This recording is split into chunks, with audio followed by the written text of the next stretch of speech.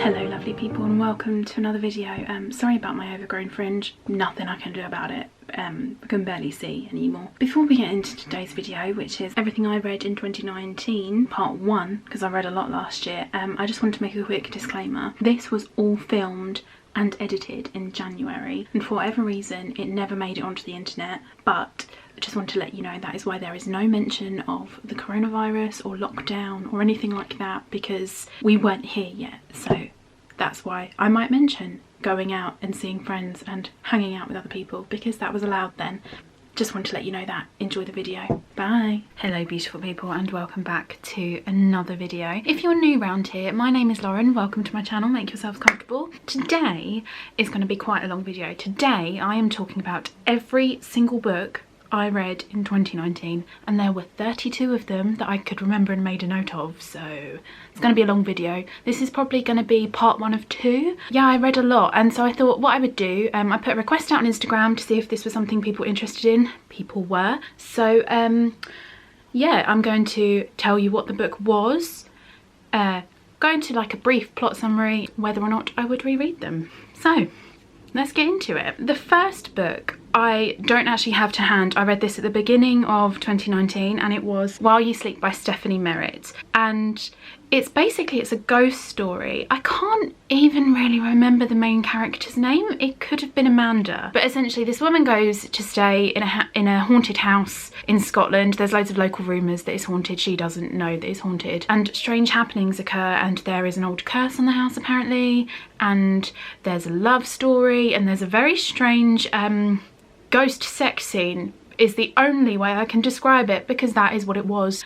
I wouldn't read this book again. In fact, that's why I don't have it. I gave it to my mum. It's worth a read. It's very atmospheric and it is creepy, like properly creepy. Me and my best friend read it. We do a bestie book club and she read it quicker than I did, and I kept texting her being like, I want to put the book in the freezer. It is properly scary. Like a couple of times I did have the light on and didn't sleep, but it's okay. So the next book I read, and there was kind of a really weird mixture of fiction and non-fiction, and I don't want to call this a self-help book, but that's kind of what it is. Anyway, it was the Life-Changing Magic of Not Giving a Fuck by Sarah Knight. Was I expecting this book to change my life? A little bit.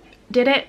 No. I get what she's saying and I really appreciate it. It's basically how time is not a renewable resource. We are born with limited time. That clock runs down from the minute we are born. Don't waste it on shit you don't like. I fully appreciate that, and I really like that idea. And for the first couple of months of this year I was like, no, I'm not wasting my time on anything I don't want to do. Not at all. Never. No, not doing it.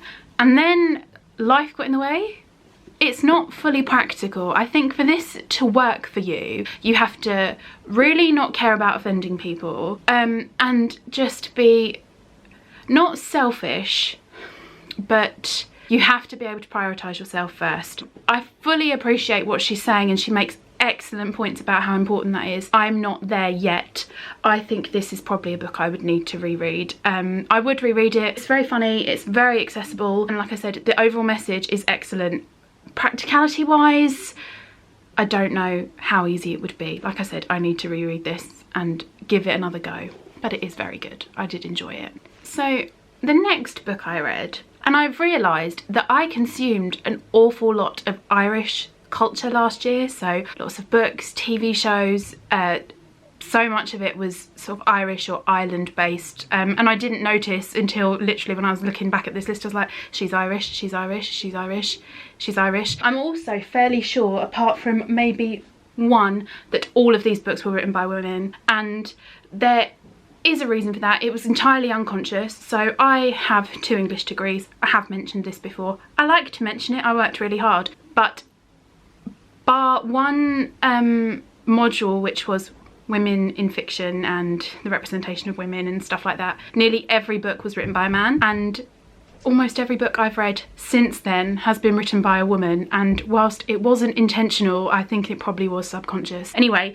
the next book I read because of the podcast Sentimental Garbage, which is my absolute favourite. I adore it. I love it so much. It's my favourite, and it is Watermelon. I don't know if you can see because it's on my Kindle, by Marion Keyes. I really liked this. I wasn't expecting it to be amazing, but it was very good. So essentially Watermelon is the first of the Walsh Sisters books, which is an ongoing series by Marion Keyes, and it's about Claire, the oldest one, who is left by her husband the day she gives birth to their daughter, because he is a piece of shit. Like, oh my god, I can't tell you how much I hated that man. So to recover, she sort of takes her newborn baby back to Ireland, so she lives in London, and she's just at home with her family, and it's really funny and it's really nice, it's really relatable, and it's just really, really good read. It's really nice. It's kind of like a hug in a book, and I really enjoyed it, so I would recommend that. So this next book I don't have with me because it was lent to me, and it was Siddhartha by Herman Hesse. Now, I'll be honest, I didn't love this. Basically, when I get stressed at work, I go to Waterstones and look at books until I calm down. But I went in and I posted a picture on Instagram stories, and it basically said, "Bookshops soothe my soul." And in this picture, sort of the focal point, because it has a beautiful cover, was Siddhartha by Herman Hesse. And my very dear friend Michael had the book and lent it to me, and I read it, but I read it more that it had been lent to me, and that was very thoughtful, rather than because I actually wanted to, and I don't think I got what I was meant to. So essentially, Siddhartha is sort of about the founding principles of Buddhism. They have the same name, so it's not the Siddhartha who became Buddha, it's someone else also called Siddhartha, and essentially he has the exact same journey, and he decides to become like enlightened, basically. I didn't get what I was supposed to out of it. It was very big in the 70s, kind of like hippie, but nah, I wouldn't read that again. Oh, I would read Marion Keyes again, didn't say that. The next book I read was again on my Kindle, and it was Ice Cream for Breakfast by Laura Jane Williams. I'm not sure if showing you this on my Kindle is the best idea, because you can see it, but only just.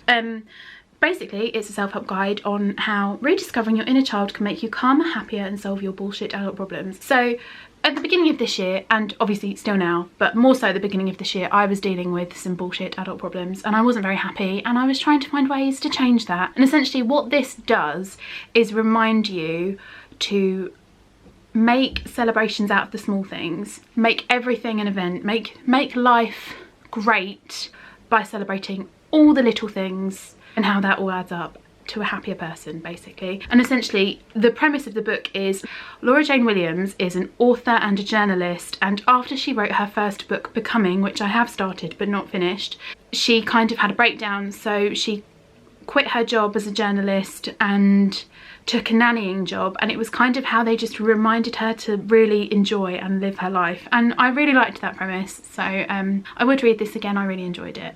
It's a really nice book. It's very happy and comforting, and it just reminds you that it's okay to fuck up. It's how you deal with it and all that jazz. It's really good.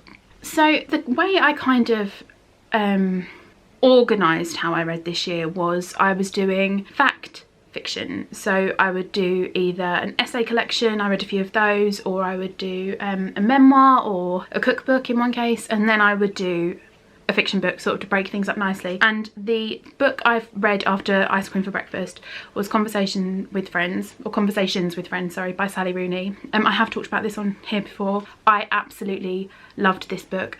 This was one of my complete favourites from last year. Sally Rooney is one of my very favourite writers, and the thing that I'm incredibly jealous of is that she is my age, and in fact could be younger than me. We were born in the same year. Her talent is incredible. I am just an average person.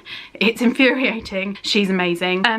It's just lovely. So this is about Frances, who is 21, and she's kind of like a performance poet. So she writes all the poems and then performs them with her best friend, whose name I can't remember, Bobby, who she's in love with. Basically, they meet this couple, Melissa and Nick, and Frances starts an affair with Nick, basically, and it's just how she navigates those relationships with Bobby, who is also her ex-girlfriend, and Nick, and even Melissa, and it's just wonderful. I read it in less than a day, and I was kind of left really breathless and exhilarated by the end of it. Rooney's books, I find, and I've seen other people say things like this about her before on Twitter, they have a very sort of bittersweet ending, but it's the right ending. You're always fully aware that that's how the book should end, and no other ending would make sense. It's wonderful. I loved this.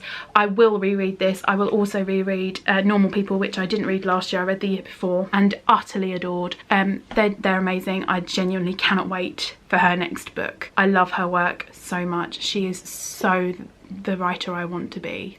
I've realised as I've been going through the pile of books next to me that like 90% of these I've talked about on here before. Yeah, so I followed Conversations with Friends literally the same day with Feminists Don't Wear Pink and Other Lies, which was curated by Scarlett Curtis. And essentially this is a essay collection. It has essays from Dolly Alderton, Ivana Lynch, Karen Gillan, Kat Dennings, Keira Knightley. It's fantastic. I really enjoyed it, and I read it all in one go, but I think the thing I liked the most about it was the fact that I could read this alongside something else. It's very easy to dip in and out of. It's very readable. It makes a lot of complicated feminist theories very accessible, but what it does mostly is show the reader that every woman has a story that has been impacted by a patriarchal society, and I think that's a really important message. Also, this is unrelated, but kind of, I really enjoy shouting the word patriarchy at all the middle-aged white men I work with, who I love very much, but it just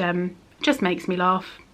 So the next book I read, again, was on my Kindle. I'm not going to show it to you because that's starting to annoy me. I read when I went to Cyprus for work, and I read it by Paul, and it was glorious, and it was Unsticky by Sarah Manning. Again, I have talked about this before.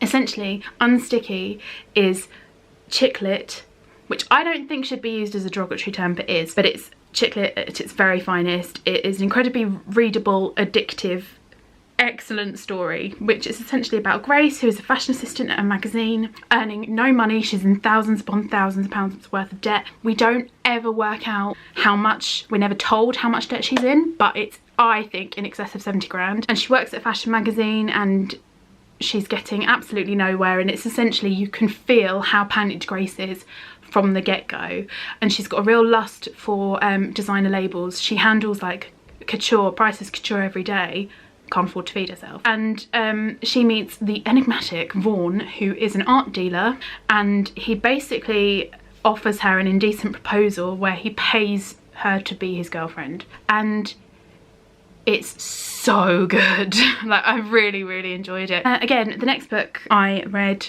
I don't have because it was lent to me by my housemate Rick, for my housemate Rick. He's moved out now, hence why I don't have the book. It was The Devil in the White City by Eric Larson. I want to say Larson or Larson.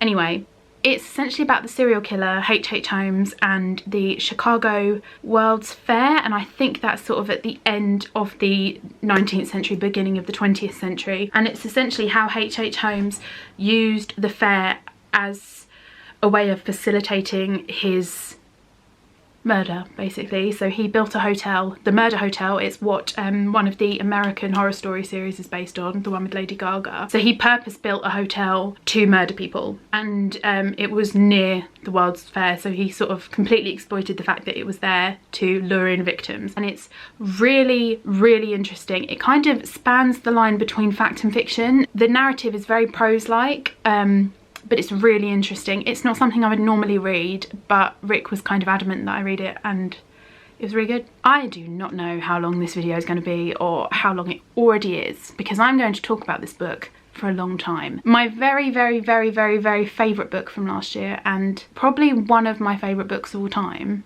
was Daisy Jones and the Six by Taylor Jenkins Reid. I cannot tell you how much I loved this book. Again, I've talked about it a lot. I've talked about it on Instagram, I've talked about it on Twitter, I've talked about it on YouTube. I loved this book. I love it so much. So essentially, Daisy Jones and the Six is set in sort of 70s LA, and it's basically about a band inspired by Fleetwood Mac making their sort of seminal album, and they immediately break up after, and they broke up on stage, but no one ever knew the reason why. And what this does is it tells that story, but it tells it through a series of interviews with the band members, and it reads as like a transcript. So you can see here they've got different names of the people being interviewed and what they have to say, which is a really unique way to tell a story. I've never seen that before, in that it's almost like a play, but it's phenomenal. It's really atmospheric and moody, and it's just very nostalgic, and you are completely there. You are totally immersed in the story, and I adored it. Like, I can't tell you how much I love this story. I read it in less than a day. I started it, I think, at 10 o'clock at night, was still reading it at 4 in the morning, finished it the next morning. I loved it so much. It is incredible, and the thing I like the most about it is that they address the fact that it's told that when it's like everyone was there, everyone has a story, and in the middle somewhere is the truth. And I think that's the best thing about it, because you're being told people's different perspectives and you're drawing your own conclusions from that. So Daisy Jones, who's the lead singer, is very much a Stevie Nicks kind of character, and she was very sort of self-loathing and using a lot of drugs, and so she's saying things that she can't remember clearly. And then the other lead singer, I can't remember his name. What is his name? That's going to really annoy me. Billy. Is it Billy, or is Billy someone else? Oh, I think it's Billy. Anyway, I'm getting completely off topic. It is one of the best books I've ever read. I absolutely loved it very much. It is fantastic. It is phenomenal writing, like truly amazing. Immediately after reading Daisy Jones and the Six, I read Ordinary People by Diana Evans, and I've said this before, I don't think I was fair to this book because of how much I love Daisy Jones, because I didn't love it as much, and whether or not that was because I had a book hangover or I just didn't get what I was supposed to from it. I enjoyed it. The story is very good. So essentially it's about two couples, Melissa and Michael, who are known by their friends Eminem, and Damien and Stephanie, and essentially Melissa and Michael have just had a baby, and Melissa is struggling with her identity. She's basically struggling with the idea of herself as a person and herself as a mother, and how she's reconciling those identities, and she's probably got a bit of postnatal depression. And Damien and Stephanie, Damien's dad has just died and he is refusing to acknowledge it. It's told from the different perspectives. It head jumps quite a lot, and it's also set in 2008, and there are lots of references to things like Michael Jackson and the Obamas. Obama had just got in at that point, and I get it, but it also ages it quite a lot. So for a book that was written sort of a couple of years ago, it kind of makes it feel irrelevant. And I don't want to say that because that sounds mean, but it's just like, okay, that was 12 years ago. But it is very good. It's really good at showing sort of the thought processes of these people and sort of how these things affect their lives. What it did do was there are a couple of moments where it just went completely off course, where there was like this mystical element to it which went nowhere. There was no resolution to that. It just was a loose end that sort of never wrapped up. I don't know what the point of that was. Maybe I'm missing something. And like I said, the story itself is very good. It is not faultless, but I would read this again. And maybe I should read this again to see if I get more out of it on a second look, if you know what I mean. The next book, which I utterly adored, truly excellent, was The Flatshare by Beth O'Leary. Fun fact, Beth O'Leary follows me on Instagram and I just love that. Basically, this is, again, it's chick lit at its absolute finest. It is lovely. It's about Tiffy and Leon. So due to sort of weird circumstances, Tiffy ends up moving in with Leon, who has rented out a room in his flat, but it's his room. So essentially they share a room, but he works night shifts and she works day shifts, so they're never in that flat at the same time. I think they've been living together more than a month before they meet, and obviously they fall in love because it's that kind of story. And it's just really lovely. However, it does touch on some really important topics. So it talks about prison, it talks about racism, it talks about emotional abuse and coercive control, and it is wonderful. I read this in just a couple of days. It was one of those books where I was like, couldn't put it down and was like doing stuff while I was reading it, and that's how I got chocolate all over it. It's just lovely, and there are parts of it where I went back and read them again. I just really loved this book. I think it's wonderful. I would love to see them make a film out of it. Who would I want to play Tiffy and Leon? Let me think about that. It's really good. So we have come to the cookbook. Now, if you've been around a while, you will know I don't cook at all, if I can avoid it at all times. I hate cooking, but I love food writing and I love food. I just hate cooking. It's because I'm not very good at it, and if I'm not good at something I have no interest to get better at, then I'm just not going to put any effort in. So anyway, Midnight Chicken by Ella Risbridger.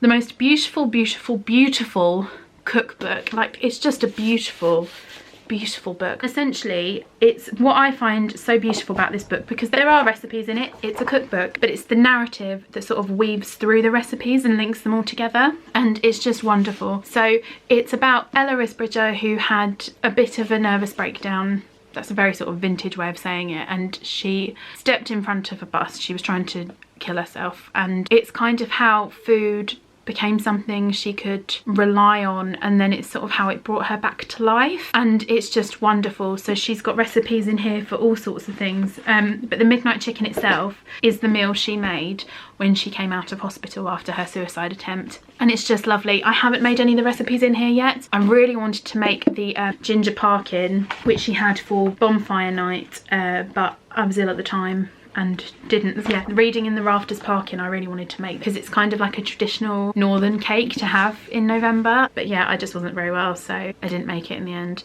But I will make a recipe out of this one day. It's a beautiful book, and I think if you like food writing you should read it, and also the way Ella Risbridger writes is just beautiful, absolutely stunning. So the next book I read, and again loved, was The Comfort Zone, which was put together by Sonder and Tell in aid of Women for Women International, and it was also published by the clothing brand Jigsaw, which is a lot of random things joining together there. Anyway, Comfort Zones is a collection of essays on women writers tackling unfamiliar ground, and it's just wonderful. So there's an essay by Emma Gannon in here, there's an essay by Paula Bell, Daisy Buchanan did one, Pandora Sykes, Sophie Wilkinson, Elizabeth Day. It's just a fantastic collection of essays. Speaking of Daisy Buchanan, who I just briefly mentioned, the next book I read and really liked was The Sisterhood, a love letter to the women who shaped me, by Daisy Buchanan, and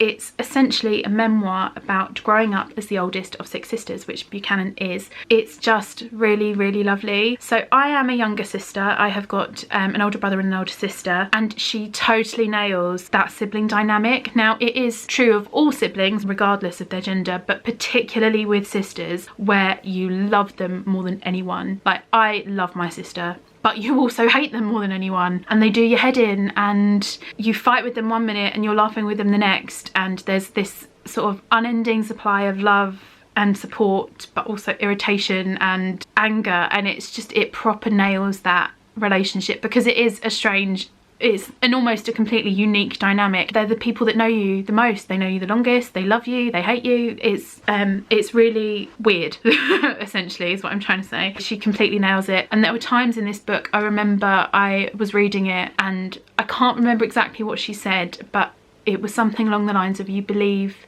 you're lucky to be loved, so you'll accept bad love, when actually no love is better.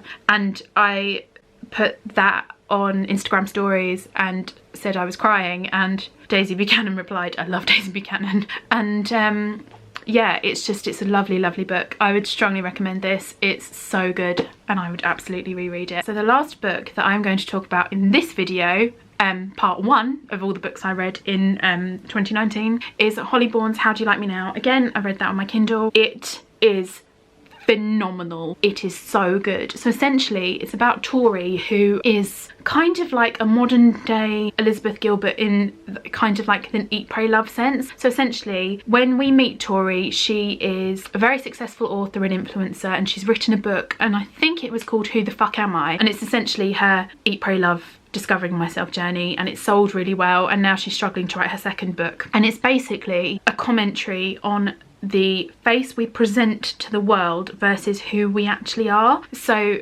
Tori's really miserable. She, at the end of her book, she had met the love of her life and was very happy, but she's still with that man, and he won't marry her, he doesn't want to have children with her, and it's very clear they should not be together at all. She feels like she has to stay with him for both her professional reputation and just to save face. She feels like without him she's not enough on her own, and there's like loads of other stuff too. Her best friend meets a man named Nigel and gets married and has a baby, and it's how their relationship dynamic changes, and she feels like she's being judged for not having had kids, and it's so good. It's really good. Absolutely loved it. One of my absolute favourites from the last year. It was so good. Would definitely reread it. That is the first half of all the books I read in 2019. I'm sorry if it's been a long video. I read a lot and I have a lot to say on the subject of books. I hope you liked this video. If you did, please like and subscribe. If you want to see more videos like this, let me know, or like, so I'm aware that that's what you want.